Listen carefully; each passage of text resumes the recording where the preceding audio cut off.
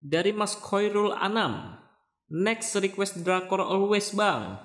Oke Mas Khairul dan guysku, hari ini kita langsung gaskan.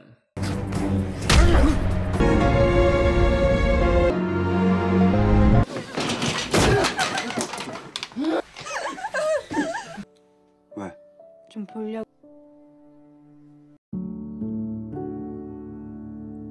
Dulu dia adalah petarung profesional, sempat jadi berandalan, terakhir hidupnya hancur berantakan. Kerja keras banting tulang sampai nggak tahu tujuan hidupnya mau kemana. Tapi semuanya berubah ketika dia bertemu dengan seorang wanita yang ngalamin kebutaan karena sebuah tragedi. Kalau kamu pengen belajar soal kegigihan hidup dan cinta sejati, cerita ini pas banget buat kamu. Oke, nggak usah lama-lama lagi, kita langsung gas ke alur ceritanya. Film bermula dengan seorang pria pengantar galon yang giat dan pekerja keras. Namanya adalah Chulmin. Seusai berolahraga, Chulmin kembali melanjutkan pekerjaan dan santai sejenak. Nggak lama, datanglah seorang wanita buta bernama Junghwa. Karena nggak tahu kakek tadi baru aja pensiun, Junghwa agak terkejut karena petugasnya udah ganti orang. Jadi oleh-olehnya malah ditarik balik dan Junghwa pun pergi. Sayang ngelihat Junghwa menunggu di tengah hujan, Chulmin malah mengajaknya nonton TV bareng.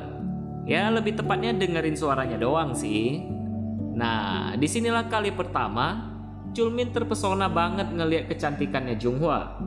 Gak cuma cantik, Chulmin juga kagum sama Junghwa yang care banget ingetin supaya bunga melati di pojokan sana jangan lupa disiram.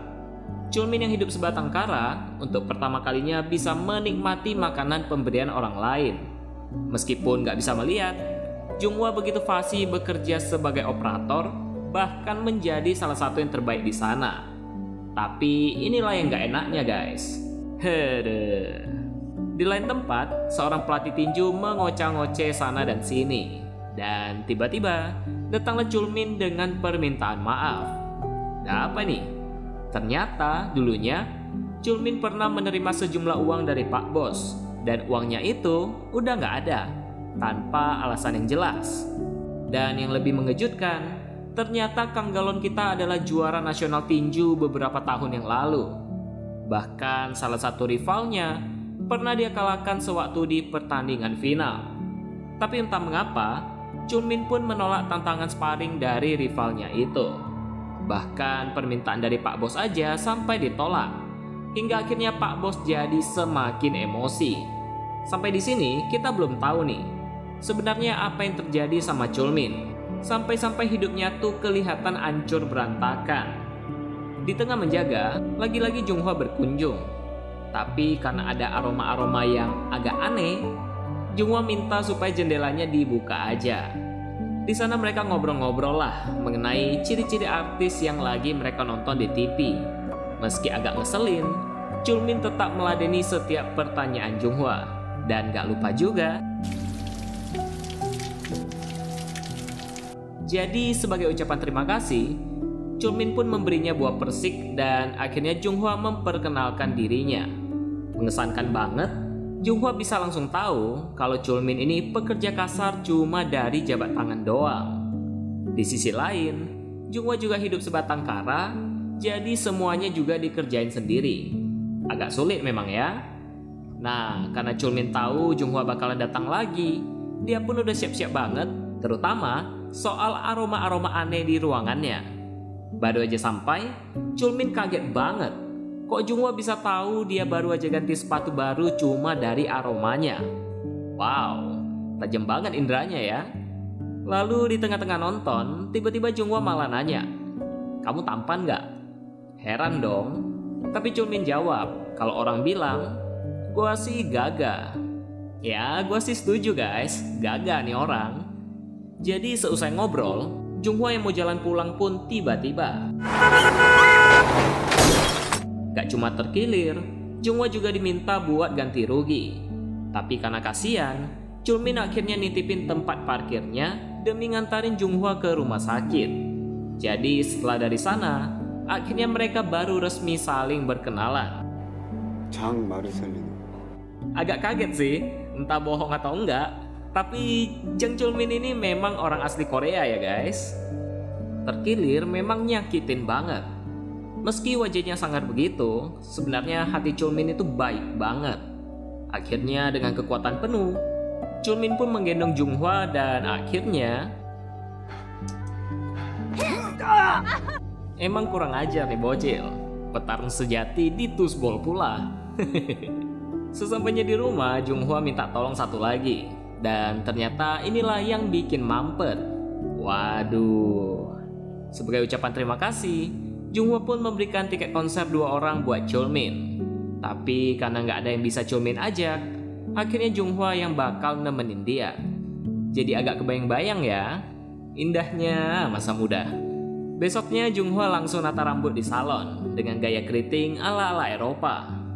Gak cuma itu, Junghwa juga terus berusaha bisa tampil modis dan wangi untuk, ya bisa dibilang kencan pertama kan ya. Akhirnya, jadilah mereka berdua pergi ke konser.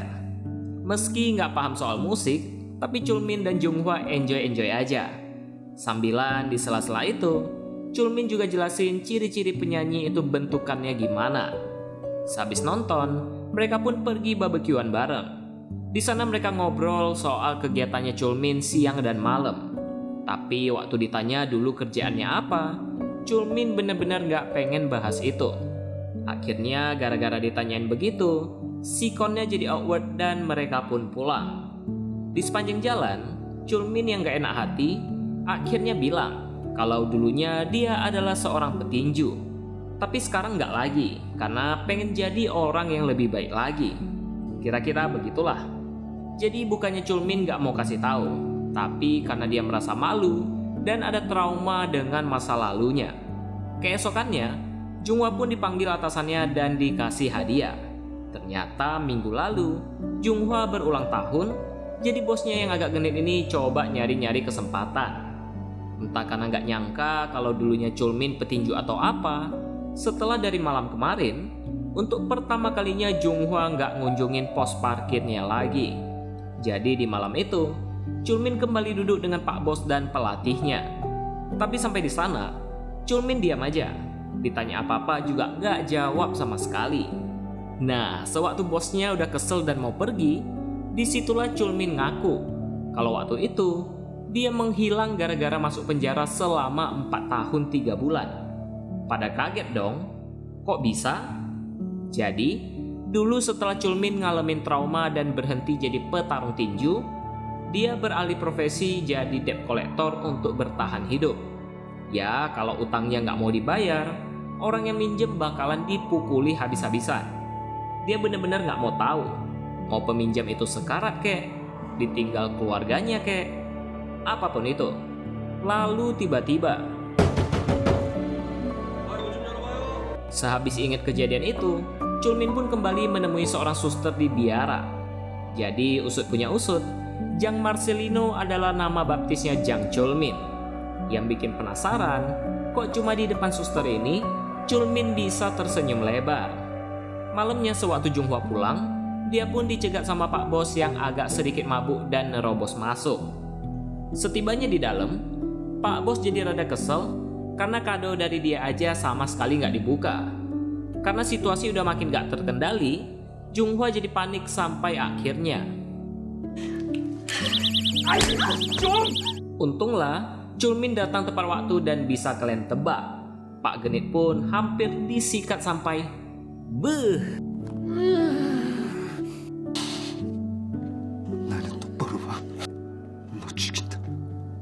Karena agak syok berat, pikiran Junghwa rada-rada gak jernih.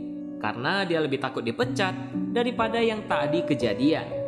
Ya emang berat sih posisi Junghwa, apalagi kondisi dia yang gak bisa melihat, siapa juga yang mau ngasih dia kerjaan. Meski Chulmin berjanji akan terus membantunya, tapi siapa sangka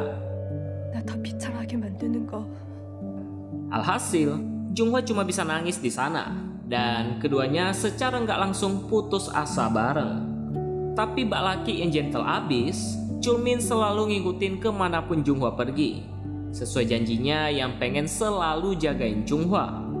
Lalu suatu malam, Junghwa tiba-tiba muncul dan bilang kalau dia udah resign dan pingin Chulmin temani dia ke suatu tempat. So, weekendnya, Chulmin pun datang dan bawain dia teman kecil yang imut banget. Mereka pun sepakat namain papi itu Muda, ya ibarat seperti kehidupan yang muda. Soalnya Chulmin pengen supaya papi itu bisa menuntun Junghwa yang sering berpergian dengan lebih muda. Akhirnya di tengah jalan-jalan itu, Chulmin cerita kalau dirinya besar di panti asuhan. Dulu dia sering banget ngadem di sini, nangkap ikan lah, berenang. Tapi suatu hari, panti asuhan itu kebanjiran dan jadilah seperti ini. Jadi tahu kan, kenapa Chulmin bisa tersenyum lebar di depan suster ini? Setelah dengar cerita itu, mereka pun saling tukar kerikil dan nganggep batu kerikil ini sebagai simbol untuk terus saling ingat satu sama lain di hati mereka. Di hari selanjutnya, Chulmin kembali datang dan pengen join lagi dengan pertandingan tinju. Lebih tepatnya UFC ya guys. Setiap hari, Chulmin selalu berlatih dengan gigi dan sekuat tenaga. Meski di sela itu juga, Chulmin tetap bertanggung jawab sama kerjaannya dia. Alasannya adalah supaya Chulmin bisa dapat uang untuk renovasi rumahnya Junghwa biar aman dan nyaman. Bahkan rumah Junghwa sengaja diganti kaca baru supaya matahari bisa masuk ke rumah. Hitung-hitung vitamin kan ya. Saking terharunya, Junghwa benar-benar pengen tahu sebenarnya gimana sih bentukannya pacarku ini. Saking gugupnya, Chulmin sampai grogi ngelihat ke arahnya Junghwa. Namun akhirnya, pertandingan UFC akhirnya dimulai. Banyak jenis-jenis lawan yang Chulmin hadapi. Yang sok gaya aja, juga autokoid kalau udah jumpa sama Chulmin.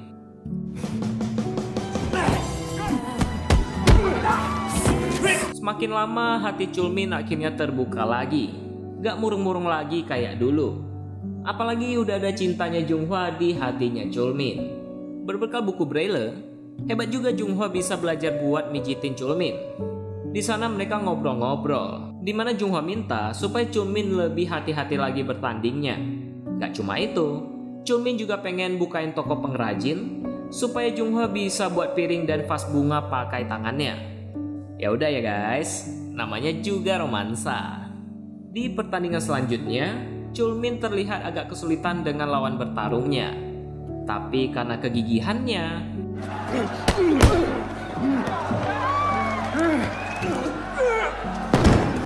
selesai bertanding, Chulmin tiba-tiba ditemui sama rivalnya yang nantangin sparring kemarin. Rupanya mereka bakalan jumpa di ring karena rivalnya itu udah pindah ke tim lain. Sehabis itu, Chulmin malah minta supaya bengkaknya bisa sedikit digores karena dia takut nanti Junghwa jadi khawatir. Kebetulan di hari libur ini, Junghwa ngajakin Chulmin ke abu orang tuanya Junghwa. 처음 만났을 때 목소리가 정말 따뜻해서. Jadi sewaktu perjalanan pulang, Junghwa cerita, dulu sewaktu hari anak nasional, mereka sekeluarga pergi jalan-jalan. Padahal waktu itu hujan, tapi Junghwanya maksa mau pergi. Awalnya semuanya happy-happy aja, sampai tiba-tiba perhatian Junghwa teralihkan dan terjadilah tabrakan. Seketika Chulmin pun merinding dan keingat lagi. Waktu itu, polisi datang karena dapat laporan keributan. Dan ternyata, manusia api itu adalah peminjam utang yang bikin perhatiannya Junghwa teralihkan.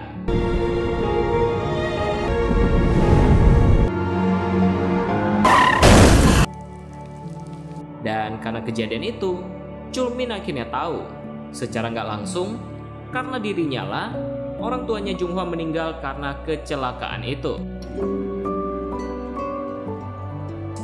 Sewaktu pulang, Chulmin pun terkejut karena sesuatu telah terjadi. Singkat cerita, dokter menjelaskan kalau kondisi mata Junghwa kian memburuk. Karena kalau nggak segera dioperasi, bisa-bisa dia pun buta permanen nantinya. Karena donornya belum ada, Chulmin pun bertanya, apakah ada cara lain supaya Junghwa bisa ngelihat lagi? Karena solusinya ada, Chulmin pun datang ke rivalnya karena perlu banyak banget uang demi operasinya Junghwa. Sehabis didilan di sana, Chulmin pun ngajakin Junghwa buat refreshing bentar. Di sini Chulmin pun minta supaya Junghwa mau dioperasi karena Chulmin mau menebus kornea mata yang bisa dibeli dari Amerika. Junghwa sendiri sebenarnya udah nyaman dengan kondisi sekarang. Soalnya Junghwa merasa bersalah banget karena orang tuanya yang meninggal gara-gara kecelakaan waktu itu. Tapi Chulmin pun ngebujuk supaya Junghwa mau dioperasi demi bisa ngelihat dia dan anak-anaknya nanti. Jadi di hari berikutnya Chulmin langsung dikasih uang muka sebesar nominal yang dia minta.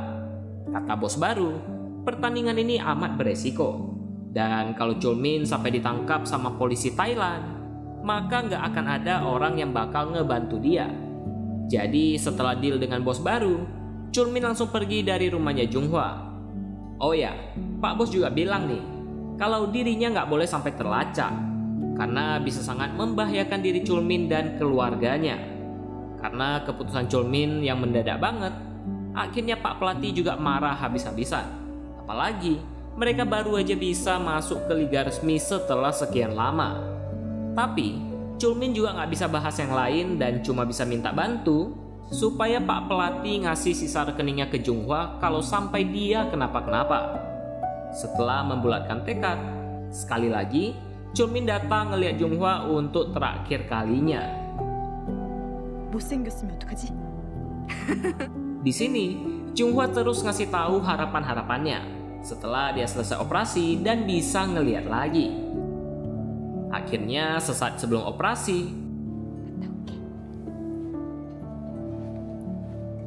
Chulmin segera bertemu dengan pria misterius yang ngasih dia paspor dan identitas baru. Chulmin diingetin supaya jangan ada kerabat, jangan pernah dihukum, dan jangan ada catatan kriminal di sana. Jadi setelah perjalanan panjang, Chulmin akhirnya tiba di sebuah anta beranta. Rivalnya pun ingetin supaya Chulmin jangan coba-coba buat menang. Pokoknya bertahan hidup aja dari pertarung yang berbahaya ini. Akhirnya Chulmin langsung dibawa menghadap ke petarung itu. Pertandingan ini ternyata ditayangkan ke pasar gelap untuk dipertaruhkan. Dan udah pasti ini adalah settingannya Banda supaya bisa menang lebih banyak uang dari penjudi-penjudi yang notabene geblek. Sekarang yang bisa Chulmin lakukan cuma bertahan dari serangan-serangan yang berbahaya. Setelah beberapa pukulan, akhirnya Chulmin kembali membalas dengan teknik-teknik yang selama ini dia pelajari. Karena pertandingan semakin panas, Chulmin akhirnya akibatnya, rivalnya itu sampai terkejut dan merasa terancam. Di sisi lain, entah mengapa, Chulmin melanggar kesepakatan yang udah dia buat. Dan di saat yang sama, akhirnya Junghwa udah selesai operasi dan bisa ngeliat lagi. Seusai bertanding, Chulmin juga ditawari uang dan berlian kalau dia berhasil nganterin benda ini ke Korea. Setelah tahu kalau operasi Junghwa berjalan dengan lancar, Chulmin pun ditelepon pria misterius yang memintanya berhati-hati. Hingga akhirnya nggak cuma diambil barangnya, Chulmin juga dicucuk berkali-kali sama anak buah rivalnya. Sehabis kontrol mata, Junghwa akhirnya ke kantor polisi untuk melaporkan orang yang hilang. Tapi karena Junghwa tidak terikat status dengan Chulmin, laporannya sama sekali nggak diproses. Di samping itu, rumahnya Junghwa juga mau dirobohkan sama kontraktor baru. Karena semua udah pada pindah, mau nggak mau Junghwa harus pergi dari rumah ini. Dan nggak lama, ada paket yang datang untuk Mincul yang adalah sebuah bando.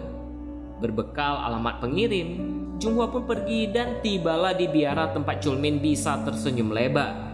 Di sana, Junghwa kaget banget karena baru tahu kalau pria ini adalah manusia api yang ngalihin perhatiannya Junghwa sampai terjadilah kecelakaan. Setelah mengetahui kebenarannya, Junghwa pun sampai nggak tahu mau bilang apa lagi. Jadi buat ngisi waktu, Junghwa pun inget-inget lagi bentuk wajah Chulmin dan berusaha buat ngebentuk patung itu. Ya, siapa juga yang nggak rindu, baru sembuh malah nggak bisa ngelihat orang yang dicintai. Singkat cerita, 2 tahun kemudian, Junghwa tetap lanjut sebagai pengrajin sesuai keinginannya Chulmin. Meski ada orang yang coba deketin Junghwa, tapi dia ngakunya udah menikah. Gak cuma jadi pengrajin, Junghwa juga mendedikasikan diri buat terapi pijit pasien-pasien yang sakit. Gak disadari, ternyata pasien di sebelahnya adalah Chulmin. Begitu lihat Junghwa, Chulmin sampai gak berani ngomong apa-apa, jelas dengan harapan Junghwa gak mengenali dirinya sama sekali. Jadi setelah dibantu pijit-pijit, Junghwa tahu kalau Chulmin sepertinya baru kehilangan banyak sekali otot-ototnya. Ngelihat ke matanya Junghwa, Chulmin cuma bisa diem dan nangis sewaktu dipijitin. Junghwa yang sadar kalau badan ini sangat familiar pun menoleh. Tapi nama pasien itu bukanlah Chulmin, melainkan nama samaran terakhirnya sewaktu bertanding di Thailand. Pupuslah harapannya Junghwa tanpa tahu kalau orang ini adalah pria yang sangat dia cintai. Kondisi Chulmin setelah kejadian itu juga nggak senormal sebelumnya. Jadi setelah Junghwa nitipin kura-kuranya, Chulmin sempat singgah sejenak ke tempat di mana Junghwa masarin pot buatannya untuk dijual. Dengan tertati-tati, Chulmin gak nyangka kalau Muda, anjing yang dia kasih dulu ke Junghwa, masih kenal dengan majikannya. Tapi Junghwa belum sadar kalau itu adalah Chulmin. Jadi dengan buru-buru, akhirnya Chulmin pun pergi dari sana dengan berlinang air mata. Junghwa sempat bingung, kok bisa-bisanya kura-kura yang dititip sampai hilang. Ngelihat Muda dari tadi gak mau tenang, akhirnya Junghwa tersadar kalau pria tadi pasti adalah Chulmin. Gak lama-lama, Junghwa yang sambil menangis langsung lari sekuat tenaga buat nyari kembali pria yang paling dia sayangi. Meski sayang mereka gak berjumpa, tapi Junghwa tetap bertekad buat nyariin Chulmin ke suatu tempat. Di sini, Chulmin pun melepaskan kura-kura itu sambil melihat kembali ke meja yang ada di sana. Dan tiba-tiba, mereka pun dipertemukan kembali. Syukurlah, rasa rindu yang selama ini mereka pendam bisa terobati dengan cinta yang menyatu kembali. Dan film pun selesai. Thank you buat kalian yang udah nonton sampai sini. Sampai jumpa di video selanjutnya ya. Bye bye.